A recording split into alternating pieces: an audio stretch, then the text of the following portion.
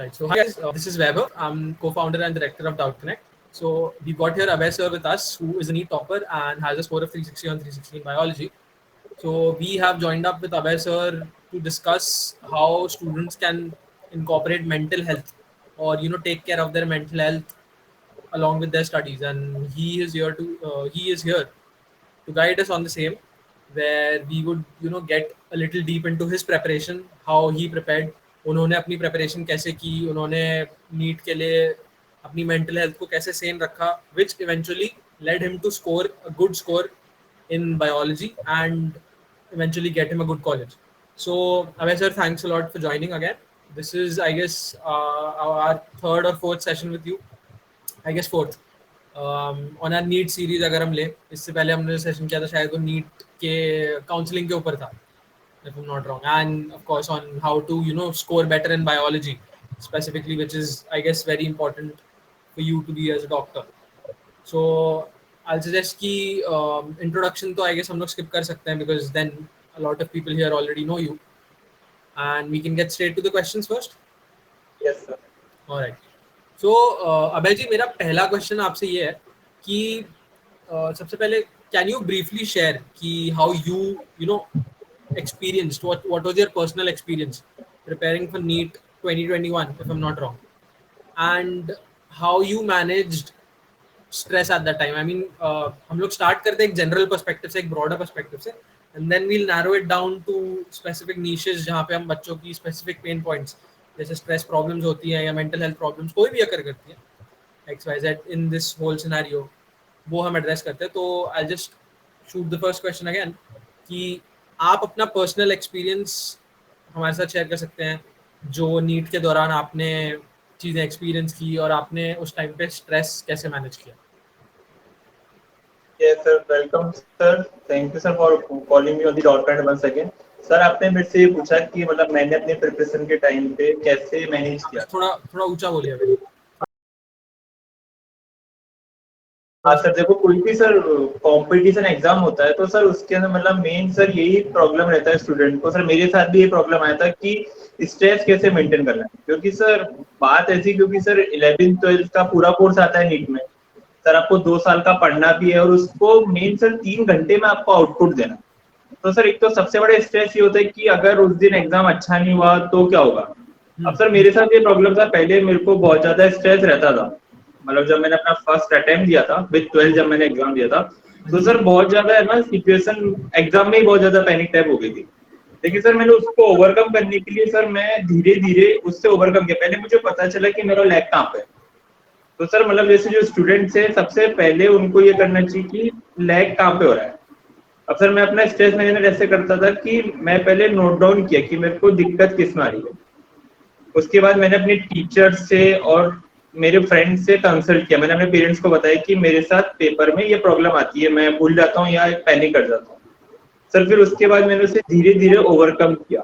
जैसे सर मैंने नोट किया कि जैसे क्वेश्चन पढ़ते टाइम मैं पैनिक कर रहा हूँ, या एग्जाम के दौरान सर जाते समय वाला जो टाइम है उस टाइम पे क्या क्या नहीं करना चाहिए, क्या करना चाहिए, सर वो वाली चीज मैंने नोट करी. हाँ जी. उसके बाद सर मैंने मैनेज किया अपने स्ट्रेस को. कि आप कभी भी किसी गोल को अप्रोच कर रहे हो तो आप एक टॉप डाउन अप्रोच लो, ठीक है, कि मतलब आप बड़ी चीज से फिर रिवर्स इंजीनियर करके छोटी चीज, मतलब अगर आपको एग्जाम देना है तो एग्जाम के पहले आता है आपका, अब जैसे मैंने आपको बताया कि बच्चों का टारगेट क्या होना चाहिए, अब आप कह रहे हो कि उनका टारगेट होना चाहिए सिलेक्शन, मार्क्स देखो ही मत, ठीक है, because of course cut off बदलता रहता है, एंड फिर कट ऑफ के बाद भी हर किसी का कट ऑफ अलग होता है, रिजर्वेशन के हिसाब से, है ना. यस सर, अलग है. सब चीजें होगी. तो अब आप मार्क्स की बजाय अगर सिर्फ ये देखते हो कि हाँ आपका एग्जाम है, आपका सिलेक्शन है, फिर आप नीचे आते हो अपनी स्ट्रेंथ्स पे कि फिजिक्स केमिस्ट्री बायो इन 3 सब्जेक्ट्स में से आप कौन से सब्जेक्ट में सबसे ज्यादा अच्छे हो, ठीक है, एंड देन फिर आप आते हो उनके चैप्टर्स पे कि उसमें से भी आप कौन से चैप्टर्स में अच्छे हो, कौन से में नहीं हो. तो या तो आप एक ऊपर से नीचे का अप्रोच लो, या यही चीज को आप नीचे से ऊपर बढ़ाओ, ये आपकी मर्जी है, बट अल्टीमेटली ये थिंकिंग बहुत कम स्टूडेंट्स में आपको देखने को मिलती है. आई डोंट इवन नो कि मेरे मतलब आई गेस मैंने अपने टाइम में जब तक देखा है तो मैंने तो किसी एकेडमिक सिस्टम में ये देखा ही नहीं है जहाँ पे बच्चों को ये पढ़ाया जाए कि मतलब ये आपको ये दिखाया जाता है कि आपको टारगेट कैसे क्वालिफाई करना है, आपको टारगेट क्वालिफाई होने के बाद क्या मिलेगा, मतलब आपने कॉलेज ले लिया तो हाँ आपकी लाइफ सेट होगी, आपको अच्छा कॉलेज मिलेगा, आपकी प्लेसमेंट अच्छी होगी, लेकिन उस कॉलेज तक पहुंचना कौन सिखाएगा? तो सर ये फील्ड टू फील्ड डिपेंड करता है सर। जैसे बात रहती है इंजीनियरिंग की, हाँ, सर इंजीनियरिंग में क्या है सर, कॉलेज भी मैटर करता है और सर ब्रांच भी मैटर करती है, क्योंकि सर इंजीनियरिंग में सर प्लेसमेंट्स ये होता बहुत बड़ी चीज है। हाँ जी, है ना। अब सर मेडिकल के अंदर क्या है sir, you do MBBS from any college, any government college, sir reputation आपका सेम ही है सर। वो थोड़ा अच्छा रहता है, आपका एल्बा मैटर में ऐड होगा कि मैं एम्स दिल्ली से करा हूँ, एक आपको टैग मिल जाएगा। लेकिन सर वो जो टैग है वो मेडिकल फील्ड में इतना मैटर नहीं करता जितना मैंने अभी तक देखा है। मैटर करता है आपकी स्किल कितनी है, आपको वर्क कितना आता है। और सर बिल्कुल इंजीनियरिंग साइड में क्या है, आपका टैग मैटर करता है और आपका कॉलेज मैटर करता है कि आईआईटी दिल्ली है या एलएमएनआईटी है, आपका कौन सा कॉलेज है, कि वहां से प्लेसमेंट अच्छे हो रहे हैं तो आपको कॉलेज में जाना है। लेकिन सर यहाँ तो ऐसा कोई सीन ही नहीं है, यहाँ पे तो आपको एमबीबीएस का डिग्री सब जगह से इक्वल मिलेगा। बिल्कुल। सर ये फील्ड टू फील्ड डिपेंड करता है। तो हाँ, बट फिर वही बात है कि मतलब अल्टीमेटली वही है कि आप अपना टारगेट। सर देखो कॉमन स्ट्रेस, सर सबसे बड़ा स्ट्रेस तो सर ये होता है जब आप किसी एग्जाम की तैयारी करते हो कि अगर आपके दोस्त ने कुछ पढ़ लिया तो एक तो आपके दिमाग में ये आ जाता है उसने इतना पढ़ लिया मैंने तो पीयर पढ़ा नहीं। Pressure, peer pressure. सर ये बहुत है सर, ये मेरे कॉलेज में भी अभी इनिशियली मतलब कोई किसी को पढ़ते हुए देख लेगा तो ये वर इन दी डिलेमा लाइक उसने इतना सारा पढ़ लिया मैं तो पढ़ ही नहीं रहा। सर जो ये आपस में कंपटीशन करते हैं ना सर, इससे नहीं होना चाहिए। मतलब आप दूसरे को देखो बाद आप खुद से कंपेयर करो कि मैंने आज 4 चैप्टर करने थे 3 करे, तो आप उस पर फोकस करो। इस पे क्यों फोकस कर रहे हो कि थर्ड पर्सन ने कितना पढ़ लिया। सर कैपेसिटी सबकी अपनी अपनी होती है। कुछ लोग महीने महीने भर पढ़ते हैं तो उनका एक ऑप्टिमम आता है। किसी किसी का ब्रेन होता है वो एक रात पहले पढ़ के भी बहुत अच्छा कर लेते हैं। तो सर अब कंपेयर तो करना नहीं किसी। सर पहला पॉइंट तो ये होता है कि कंपेयर कर लो सर, और ये यही मोस्ट ऑफ दी स्टूडेंट्स की प्रॉब्लम है सर, तो ये कंपैरिजन कॉमन आपके प्रॉब्लम हिसाब है से सर। एक सोर्स हो गया अगर मानते हाँ हैं सर ये सोर्स हो गया। पीयर प्रेशर या उसको ले लेते हैं। चलिए। हाँ sir peer pressure, sir mind में फिक्र बना लेगा कि मुझे तो 600 प्लस लाना है। हाँ अच्छी बात है, एक रखो प्रेशर, लेकिन सर एक फिक्स ही रख सकते हैं ना कि आपकी स्टेट का और ऑल इंडिया का कट ऑफ नेक्स्ट ईयर क्या रहेगा। बिल्कुल आप एक बॉटम लाइन लेके चल सकते, लेकिन एक उसको प्रेशर नहीं बनाना कि मुझे तो इतने ही लाने हैं। सर सेकंड फैक्टर ये हो गया कि है ना, मतलब प्रिडिक्ट कर लिया कि मुझे तो इतने लाने ही है। अब वो नहीं आए सर, वो तो फाइनल एग्जाम में पता चलेगा कि नीट के दिन कितने आ रहे हैं। लेकिन आप 2 साल उस वही कि आप आउटकम के बारे में ज्यादा सोचते हो rather than सर effort। बिल्कुल बिल्कुल सर आपने करेक्ट बोला सर। मतलब आप अभी वर्क नहीं कर रहे हो, फाइनल रिजल्ट की अपेक्षा कर रहे हो, डेस्टिनी को पहुंच रहे हो, अभी भी हार्ड वर्क में नहीं कर रहे। कि आप लोग अपना टाइम टेबल नहीं बनाते सर। स्टूडेंट्स क्या करते हैं, एक अलग ही टाइम टेबल बनाएंगे, मतलब हाइपोथेटिकल बनाते हैं कि बायो के 4 चैप्टर, फिजिक्स के 3 चैप्टर, केमिस्ट्री की 2 चैप्टर। सर इम्पॉसिबल, एक दिन में 9 चैप्टर कैसे होंगे। आप छोटा टारगेट बनाओ, बायोलॉजी में 3 चैप्टर करना है, केमिस्ट्री करनी है, बस सर जितना हो सके उतना बनाओ। लेकिन नहीं वो कहीं देख लिया कि 1 महीने में बायो खत्म कर सकते हैं तो वैसे करने लग गए। सर एक स्ट्रेटेजी में जो प्रॉब्लम होता है, मतलब कि पढ़ना कैसे है। ना कहीं अगर मैं देखता हूँ, so I have been to a boarding school. मैं अपने लाइफ के 4 साल, मैं मेरा को फाउंडर राघव, हम दोनों हम साथ में एक ही बोर्डिंग स्कूल में थे। तो समवेयर और दी अदर अगर मैं आपको बताऊं तो पीयर प्रेशर मुझे कहीं ना कहीं एक स्ट्रेस का सोर्स नहीं लगता है। इट्स ऑल्सो मोटिवेशन फील कि आपके बगल वाला पढ़ रहा है तो उसको देख के आप पढ़ने बैठोगे। ये हमने, अगर मैं आपको एक पर्सनल एक्सपीरियंस बताऊं तो ये मैंने बोर्डिंग स्कूल में बहुत देखा है। मतलब हमारे स्टडी हॉल्स होते थे पर्टिकुलर। अब अगर वहां पे आपके बैच के 3-4 लड़के पढ़ रहे हैं, एग्जाम आ रहे हैं, तो इवेंचुअली वो कंडीशन सब में क्रिएट हो ही जाएगी। वो दिमाग में थॉट प्रोसेस चालू हो जाएगा कि हाँ यार लोगों ने पढ़ना चालू कर दिया, इट्स हाई टाइम आप भी कर दो। एक तरीके से स्ट्रेस इंड्यूस करता है। हाँ कुछ बच्चों पे स्ट्रेस भी इंड्यूस करता है। मतलब मेरे लिए तो peer pressure is more of like कि आप उसको किस तरीके से परसीव करते हो, किस तरीके से लेते हो। ठीक है। सर हाँ सर ये आपने बिल्कुल सही कहा कि कैसे परसीव करते हो। सर ये बहुत अच्छा है सर। मतलब सबसे पहले तो सर एक आपके रूटीन में स्पोर्ट्स एक्टिविटी सर मस्ट होनी चाहिए। तो मतलब एकेडमिक और सर जो मेंटल हेल्थ है वो बॉडी एक डिफाइंड है कि अगर आप फिजिकल एक्टिविटी कर रहे हो तो आपकी बॉडी एकदम सही रहेगी। मतलब आपकी बॉडी का जो मैकेनिज्म है, क्योंकि सर मैं अपने नीट के टाइम से साइकिलिंग करता था और सर वही मेरी हैबिट अभी कॉलेज फिर शेयर नहीं करते हो, उससे मन में मन में रखते हैं, तो सर ये बहुत गलत है सर। तो सर एक तो ये आप फिजिकल एक्टिविटी अपनी कंटिन्यू रखनी चाहिए, हाफ एन आवर मस्ट है, अराउंड 30-45 मिनट। उसके बाद आप शेयर करो चीजों को। और सर एक और लास्ट पॉइंट है कि आप एनालिसिस करो कि मेरे को स्ट्रेस हो किस वजह से है। अब जैसे अपन ने पहले पॉइंट लिया था कि कोई ओवरथिंक कर रहा है या कोई टाइम टेबल कर रहा है या कोई फाइनल एग्जाम की डेस्टिनी सोच रहा है, तो उसको ये सोच के आधा घंटा सोचना चाहिए कि मैं परेशान हो क्यों रहा हूँ। बिल्कुल उसको कॉपी में नोट करे, पॉइंट लिखे कि हाँ मैं इस वजह से परेशान हो रहा हूँ, फिर उसमें सोचे कि ऐसा क्या हो सकता है, तो सर उसका अपना सॉल्यूशन निकल जाएगा। ये ह्यूमन ब्रेन अपन उसमें कंटिन्यूस सोचते रहते हैं बस फालतू में। जब बात आएगी ना उसे लिखो तो सर नहीं लिख सकते, क्योंकि वो हाइपोथेटिकल चल रहा है माइंड में, थॉट्स प्रोसेस है, नए थॉट आते हैं नए चले जाते हैं।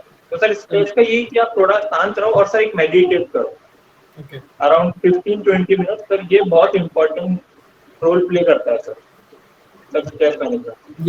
ये तो मैं भी कहूँगा, आई मीन मैं और मेरे को-फाउंडर जिस स्कूल से हैं, that school is owned by a spiritual organization and that has been a part of our, I mean हम अपनी फैमिलीज की थर्ड जनरेशन है जो उस ऑर्गेनाइजेशन है। इट्स नोन एज हार्टफुलनेस, आपने शायद सुना होगा। तो even we have been meditating since 10th standard and that has work wonders for us. हमारी मतलब आई गेस आपके हिसाब से अगर मैं देखूँ तो meditation and physical activity and may be अपनी प्रॉब्लम्स को बांटना या शेयर यस करना, जिससे कि वेंट आउट करना, अगर मैं मान लूँ ये आपके लिए आपकी मेजर टिप्स थी, मतलब जो जो या मेजर टेक्निक्स थी जो आपने एम्प्लॉय करी उस टाइम। जो स्ट्रेस है, मतलब अगर आप बीमारी को जब वो छोटी है तभी टैकल कर दोगे तब वो बड़ी बनती नहीं है, बट नॉनदलेस जब आप बीमारी बड़ी हो जाती है तब आप उसको उन छोटे मेथड से टैकल नहीं करते, फिर आपको डॉक्टर के पास जाना ही पड़ता है। तो आई गेस ये एनालॉजी हम कहीं पे भी आई गेस अपनी लाइफ में अप्लाई कर सकते हैं।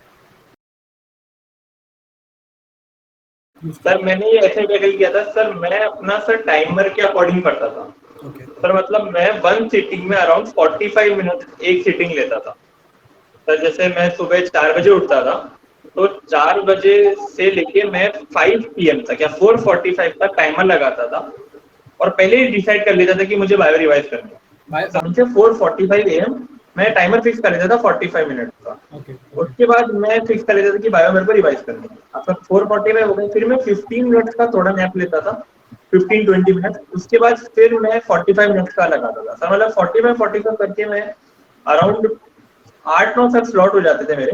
तो सर उसके अराउंड मैंने फिक्स कर रखा था कि 45 मिनट का ही स्लॉट करना। और सर जैसे अगर पेपर करता था सर, पेपर का तो फिक्स है 3 आवर फिक्स ही बैठा। तो सर टाइम मैनेजमेंट का ये सर स्टूडेंट क्या करते हैं कि मुझे ये करना है आज बायो निपटानी या केमिस्ट्री पढ़नी, तो सर वो टाइम मैनेज नहीं करेंगे, वो क्या करेंगे लेके बैठ जाएंगे। अब सर एक आपके अगर टाइम का प्रेशर रहेगा ना तो सर डिवाइड भी कर लोगे कि 45 मिनट्स केमिस्ट्री, 45 फिजिक्स, 45 क्या कोई छोटा टेस्ट देना है। सर टाइम मैनेज नहीं करते सर। वो कुछ स्टूडेंट क्या करते हैं, जैसे आपने कहा कि बहुत कम टाइम में बहुत सारा पढ़ के कर लेते हैं, तो सर वही एक आपको ये भी पता होना चाहिए पढ़ना क्या है। पर फर्स्ट चैप्टर पढ़ रहे हो 2 दिन से, तो सर ऑब्वियस की बात है ना, पहला चैप्टर 2 दिन लगा रहे हो तो आपको भी 96 चैप्टर करने हैं पूरी नीट के, तो कैसे होंगे। आपको एक प्रायोरिटाइज करना आना चाहिए कि पीवाईक्यू में इतने ज्यादा सवाल आए, उसको ज्यादा टाइम देना है। एक सर फियर नहीं होना चाहिए मिसिंग आउट का, जिसे सर फोमो बोलते हैं कि अरे ये छूट गया तो इससे सवाल आ जाएंगे, पर ऐसा नहीं होता। वो आएगा तो सर तभी छोड़ेंगे उसको, ऑब्वियस की बात है। तो सर टाइम मैनेजमेंट का ये है कि आप प्रायोरिटाइज करो topic. Sir academic point of view से, जैसे मैं पहले एकेडमिक लिखता हूँ फिर इसे बाद में बताता हूँ सर। जैसे देखो मैक्सिमम बच्चों के साथ प्रॉब्लम ही आती है कि जैसे आपका फिजिक्स में थर्मोडायनेमिक्स वीक है और आपका करंट इलेक्ट्रिसिटी स्ट्रॉन्ग है, तो सर ये ह्यूमन टेंडेंसी कि ह्यूमन को जो उसकी चीज वीक है उसको स्ट्रॉन्ग करने में बहुत एफर्ट्स लगता है। हाँ और वो ये नहीं चाहेगा कि मैं उसको करूँ। अगर आपके कंटिन्यूस एक ही टॉपिक गलत हो रहा है तो आप उसको स्ट्रॉन्ग करो वीक को। सर जैसे स्टडीज में तो ये आपका फंडा काम करता है कि अगर आपको सिलेक्शन लेना है एग्जाम में तो you should work on your weak area. लेकिन सर अगर आप लाइफ में पार्ट करोगे सर, जैसे लाइफ में भी आपको ये कि अगर आपको ड्राइव करना नहीं आता सर, आपकी वीकनेस है, आप उसे स्ट्रॉन्ग करो। लेकिन सर अगर आप स्ट्रेस में हो, आप एक कंडीशन एंजाइटी हो रही है आपको, तो सर आप उस पॉइंट पे अपनी स्ट्रॉन्ग चीजें देखो। या आपका पढ़ाई का वो सब कुछ बिगड़ चुका है तो आप ये देखो मैंने कितने कर रखे हैं चैप्टर। सर ये according to the condition depend करते हैं कि आप अपनी स्ट्रॉन्ग देखना है या वीक देखना है। और फिर जैसे आप बिल्कुल अभी फ्री हो, आपका एकदम अच्छा चल रहा है सब कुछ, अब आप सोच रहे हो कि मेरे को मार्क्स कैसे नहीं बढ़ रहे, तो आप अपनी वीकनेस को स्ट्रॉन्ग करो। ऐसा नहीं कि स्ट्रॉन्ग को और स्ट्रॉन्ग कर रहे हो। सर ये मेन प्रॉब्लम है। ये पर्सपेक्टिव उस टाइम की सिचुएशन के अकॉर्डिंग है कि आपको वीकनेस पे पॉइंट करना है या अपनी स्ट्रॉन्ग पॉइंट पे पॉइंट करना है। सर कोई भी मेंटोर मतलब sir like a coach, coach teacher coach ना सर, लाइक अ कोच कि आप उनसे सब शेयर कर रहे हो, उनको आपको सब कुछ पता है आपके बारे में, आपने जीरो से स्टार्ट किया और आप फाइनल डेस्टिनेशन पे आ चुके हो, आपकी पूरी रात। तो सर मेंटोर बहुत बड़ा रोल प्ले करता है सर आपके लाइफ में। तो मतलब मेंटोर का सर आपको, और सर मेंटोर आपको स्किल्ड होना चाहिए। जैसे अब मैं नीट क्लियर कर चुका हूँ तो मैं अच्छे से गाइड कर सकता हूँ बच्चे को कि इस पॉइंट पे आपको ये परेशानी आएगी। सर मेंटोर सर बहुत इंपॉर्टेंट रोल प्ले करता है सर। आप एक एक कदम पे आपको है ना, अगर आप गिर गए तो वो उठाने की क्षमता रखता है, सर उठ भी जाओगे अगर आपका मेंटर कैपेबल। और सर अगर मेंटोर ही ऐसे उसने खुद ने कुछ नहीं कर रखा तो सर वो तो फिर काफी है, वो क्या करवाएगा। गाइडेंस से पहले आपको ये देखना है कि आप जिसको जिसको एज अ मेंटर आप मतलब चूज करने की बात तो नहीं होती। मेंटर्स तो मोस्टली यही आपके आसपास के लोग आपके बन जाते हैं। किसी के लिए फैकल्टीज होती है, किसी के लिए बड़े भाई होता है सर कोई, हाँ हो सकता है, रिलेटिव्स हो सकते हैं, माँ बाप हो सकते हैं, कभी कोई दोस्त भी आपके मेंटर्स बन सकते हैं, है ना, इवन द फैक्ट कि उन्होंने एक्सपीरियंस किया है। तो I think choosing a mentor is more guide देना चाहूंगा कि सर सबसे पहले तो है ना किसी चीज को अपने ऊपर हावी नहीं होने देना। सर मेन स्टूडेंट्स का फैक्टर रहता है, एक तो पढ़ाई नहीं होती है, एक सर दूसरा ही फंडा रहता है टेस्ट में मार्क्स नहीं आ रहे। हाँ सर इस पे आप अपन एक नेक्स्ट सेशन और लेंगे आराम से। सर मतलब स्टूडेंट को ये प्रेशर नहीं लेना कि एक तो पढ़ना कैसे है और एक टेस्ट में मार्क्स नहीं आ रहे। सर ये फैक्टर बहुत परेशान करते हैं स्टूडेंट को। और सर मैं स्टूडेंट को ये एडवाइस दूंगा कि ना ये चीज एक, अभी जैसे मैं मेडिकल स्टूडेंट हूँ, धीरे धीरे तुम पता चलेगा कि एक अपने ह्यूमन नेचर पे डिपेंड है, आप चीजों को ले कैसे रहे हो। एक पॉजिटिव साइड में लेके चलोगे सर, स्ट्रेस कभी बिल्ड नहीं होगा। तो ये स्टूडेंट को ये एडवाइस दूंगा कि कोई भी चीज पड़ी नहीं है आपकी लाइफ से, पहली बात तो ये सब लाइफ का पार्ट है। हर किसी की लाइफ में अप एंड डाउन आते रहते हैं, लेकिन बस अप एंड डाउन से ओवरकम होके निकलना, रुकना नहीं है कि स्टेगनेंट हो गए बस खत्म हो गई लाइफ में। लाइफ कंटिन्यूस से सर चलती रहेगी और ये चीज आती जाती रहेगी सर। अब जैसे मैं नीट की तैयारी करता था, अब मैं उससे ओवरकम हो गया तो कितनी छोटी लगेगी। ऐसे अब कॉलेज में कहीं चले जाऊंगा तो वो छोटा लगेगा। तो सर ये लाइफ का पार्ट है, जिसमें होते हैं वो उस टाइम बड़ा लगता है, बाय द टाइम वो सर अपना सेट होती जाती है। मतलब बच्चों के अंदर इसको इनग्रेन करना तभी होगा जब मतलब it's a very controversial topic कि आप उसको लाइटली अपना पेपर के रिजल्ट के बाद लो। कुछ लोग इसको उल्टा भी ले लेते हैं कि भाई पेपर कुछ डिसाइड नहीं करेगा तो मैं पढ़ाई नहीं करता, है ना। तो वो मतलब इसका इसकी एक बहुत क्लियर अंडरस्टैंडिंग चाहिए लोगों को कि तुमने मेहनत करी वो ज्यादा इंपॉर्टेंट है rather than तुम्हारा रिजल्ट नहीं आया। Because that's something sir India का सर मतलब मैं एक बहुत अच्छा पर्सपेक्टिव कहूंगा ये एग्जाम्स का कि सर जो बच्चा कंपटीशन एग्जाम की तैयारी कर लेता है सर, चाहे कोई भी हो, क्लैट हो, आईएएस हो, मतलब सर आईएएस तो बाद में पोस्ट ग्रेजुएशन के बाद है, जो भी यूजी के एग्जाम है सर उसका सिलेक्शन हो या नहीं हो, लेकिन सर उसको एक मेहनत करने का जरिया पता चल जाता है। Exactly. पढ़ने का सर तरीका आ जाता है। ये सर मतलब कहीं ना कहीं आपके अंदर इनग्रेन कर देता है कि आपको मेहनत कैसे करनी है, आपको चीजों को किस अप्रोच से देखना है, किस अप्रोच से टैकल करनी है चीजें, मेहनत के साथ साथ प्रॉब्लम्स आ रही है उनको आपको कैसे टैकल करना है, उनके आगे कैसे बढ़ना है। तो ये सर मतलब इस तरह से ग्रूम हो जाता है कि वो डिसीजन वही लेगा। सर ये सिस्टम इंडिया का सर कहीं ना कहीं नेगेटिव भी है, लेकिन कहीं ना कहीं सर पॉजिटिव भी ले सकते हैं। हाँ मतलब इस मेंटली टोलिंग। हाँ अगर आपने निकाल लिया इसको, भले आपका एग्जाम क्रैक होना उससे फर्क नहीं पड़ता, बट अगर आपने उस सिस्टम के प्रोसेस से आप निकल गए तो it makes you strong, it makes you mentally strong as well as it makes you mentally prudent to actually tackle problems which are going to come